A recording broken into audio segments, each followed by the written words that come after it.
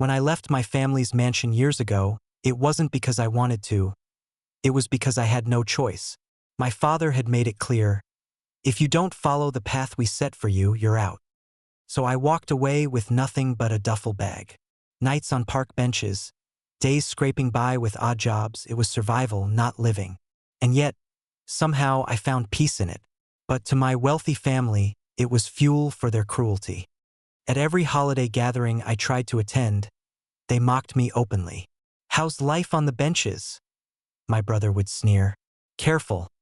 Don't get dirt on the silverware." My cousins laughed. My parents stayed silent. And I stayed quiet, swallowing the humiliation. But while they flaunted their wealth, I was building something else. Something they couldn't imagine.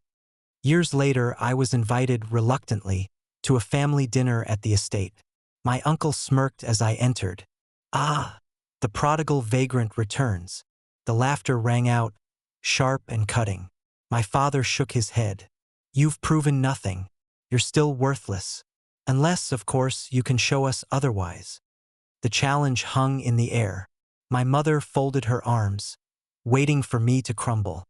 Instead, I reached into my bag and pulled out a thick envelope. "You want proof," I said calmly. "Fine. Let's sign some papers." Confusion rippled through the room. I laid the documents on the table, the family crest stamped on the cover. My father's eyes narrowed. "What is this?" "Ownership transfers," I replied. "Over the past few years, I've been quietly buying up shares of the companies you've run into the ground. Every time you mocked me for sleeping on benches, I was investing the little I had. Every time you laughed, I was working, saving, planning. And now," I slid the pen across the table, "this paper makes me majority owner." The silence was deafening. My brother stammered, "That's impossible." But my father's trembling hands snatched the documents, eyes scanning the signatures. His face went pale. It was real. "You spent years mocking me for losing everything," I said, my voice steady. "But I learned something you never could. Value isn't in how high you sit, but in how hard you climb. And now, everything you mocked me for? It led me here." I signed the final line with a flourish. The ink sealed their fate. My uncle slammed his fist on the table. "You can't do this. We built these companies." I met his glare. "And I rebuilt them when you destroyed them with greed. Now they're mine."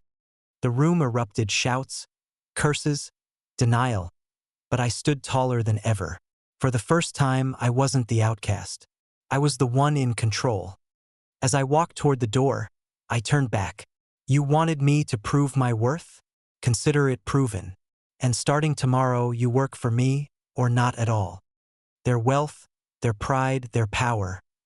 It all crumbled with the stroke of a pen. The same family who mocked me for sleeping on benches now found themselves beneath me. And for once, I didn't feel shame.